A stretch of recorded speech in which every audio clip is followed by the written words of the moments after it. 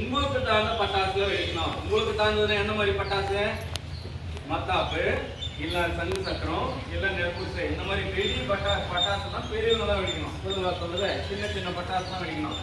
பட்டாசு வெடிக்கும் போது வந்து என்ன பண்ணணும்? இறுக்கமான பருத்தி ஆடைனா துணி வந்து இறுக்கமா இருக்கணும். நீங்க உங்க அப்பா வந்து ஒரு ஜிப்பாப்பை வாங்கி கொடுத்துப்பாரு ஒரு ஆணுக்குன்னா, ஒரு பையனா இருந்தா, பெண் குழந்தையா இருந்தா ஒரு சுடிதார் இருப்பாங்க.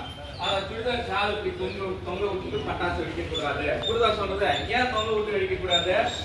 அது ஏதாவது துணி வெடிக்கும் போது துணி மேல பிடிச்சு அப்படியே நம்ம மேல தீ பிடிச்சிடும். தீ பிடிச்சா என்ன பண்ணும்? நம்ம மேல ஓடக்கூடாது. என்ன பண்ணும்? படுத்து உருளணும்.